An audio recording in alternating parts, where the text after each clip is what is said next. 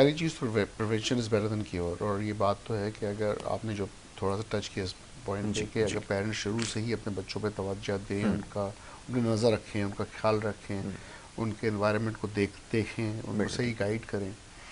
तो ये चांसेस कम हो जाते हैं कि वो नशा करेंगे।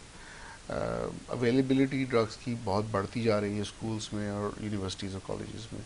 वो भी एक रीज़न है। लेकिन आई थिंक अगर अंदर से बच्चा मुतमईन है और अच्छे डगर पे चल रहा है, रास्तों पे चल रहा है, मॉरल एथिकल वैल्यूज़ उसकी हैं और माँ बाप ने उसको अच्छी टीचिंग्स दी हैं, तो फिर चांसेस हैं कि अगर उसके पास अवेलेबिलिटी हो भी तो ख़ुद को रोकेगा और इस तरफ नहीं उसका रुझान होगा। ठीक। तो एक तो ये,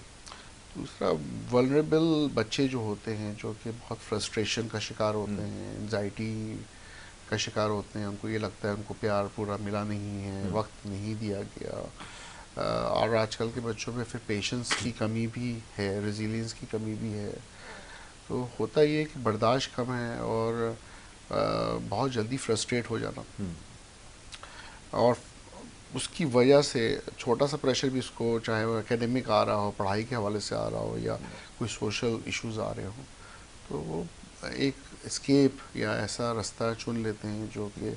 गलत है, जो इनिशियली तो उनको शायद छोटी सी खुशी देगा, लेकिन लॉन्ग टर्म में जो है उसके नुकसान जो है उसको बर्दाश्त करना आसान नहीं है, उनके लिए भी, उनके वालिदैन के लिए भी। तो ये बड़ा सोच समझ के करना चाहिए, इस तरफ पहला कदम उठाना ही नहीं चाहिए। ठीक है कि एक दफ़ा आप इस रास्ते पे चले आते हैं तो फिर छोटे नशे से बड़े नशे पे और बड़े नशे पे, तो इसके इफ़ेक्ट्स बहुत ही डेंजरस हैं, जिस पे हम बहुत दफ़ा बात कर चुके हैं। एग्जैक्टली, बिल्कुल ऐसा ही है। तो ये जो है ना डेफिनेटली बहुत ही प्रॉब्लमेटिक है, ये सोचते हुए कि हमारे कल्चर में, हमारे मज़हब के होते हुए ऐसे मुल्क में जहाँ पर हम परवरिश, क्योंकि मैं बाहर से आया था तो मैं सोच रहा था कि ऑस्ट्रेलिया में या इंग्लैंड आयरलैंड में तो मैं सोच सकता था कि अल्कोहल बहुत कॉमन है और नशा वहाँ पे ख़ास तौर पर एम्फेटामिन बहुत कॉमन हो गया है,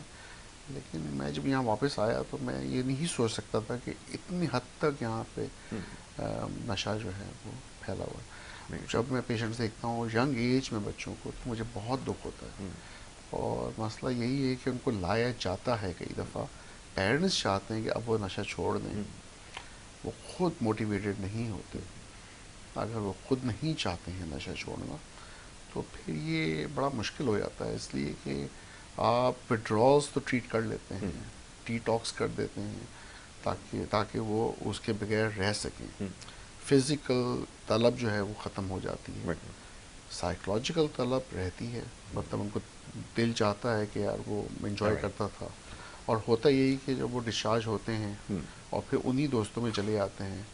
और कभी ना कभी कांटेक्ट में आते हैं, तो फिर वो एक दो दफ़ा ऑफ़र, कोई ना कोई ऐसा वीक पॉइंट होता है जहाँ पे वो एक या दो दफ़ा वापस शुरू करते हैं नशा, और फिर वो स्लाइडिंग स्लोप है कि वो